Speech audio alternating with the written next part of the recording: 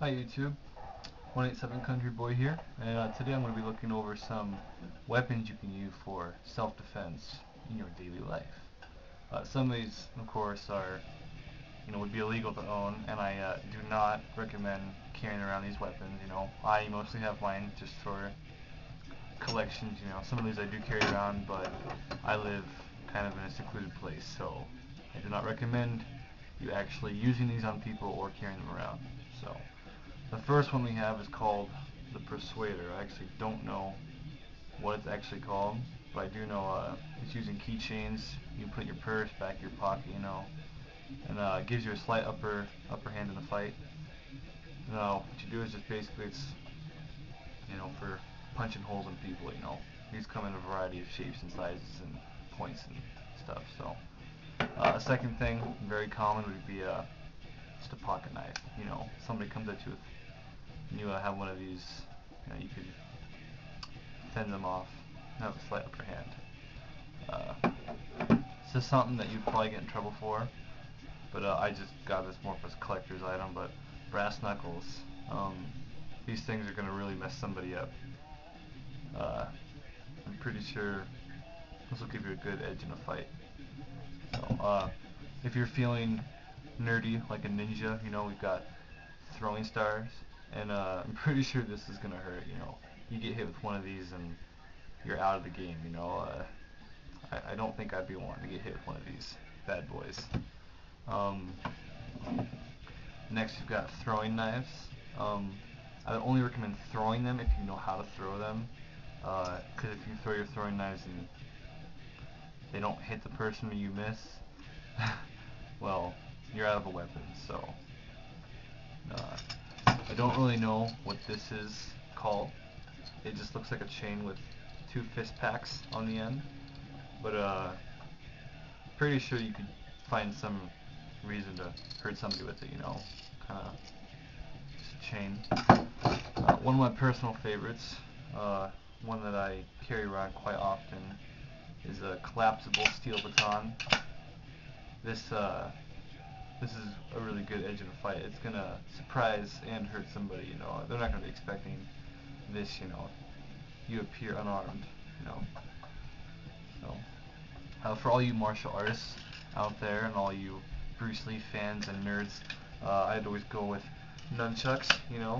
They may look goofy, but these things are the real deal. They'll hurt.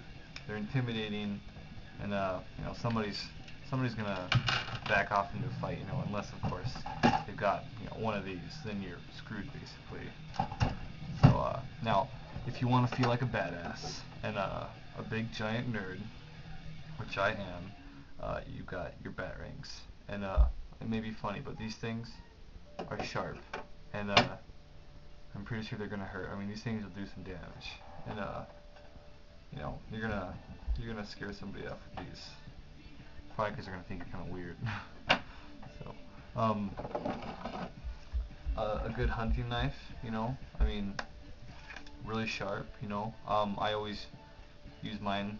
I always carry it around on my belt. I live on a farm and we butcher all the time, so kind of common to have one of those.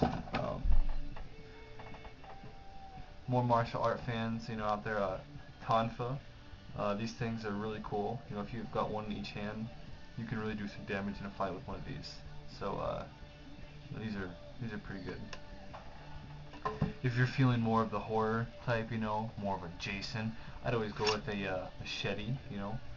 I carry this around quite often. It's another butchering tool I use. But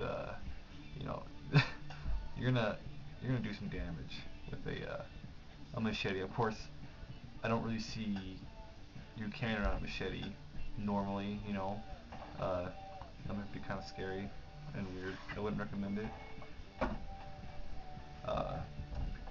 More martial art stuff, bow staff, using it as a walking stick maybe, pass it off.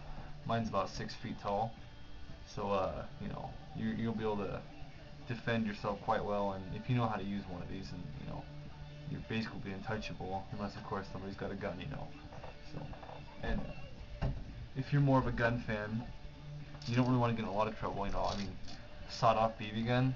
I mean, it may seem silly, but you know, point blank, you pump this up 20 times or so, 30 times, you shoot somebody with this in the face, and pretty sure they're gonna back off. You know, actually, this is my dog gun. You know, I use it for dogs to come on the property and you know try to get some of our chickens and goats and stuff. So that's always good.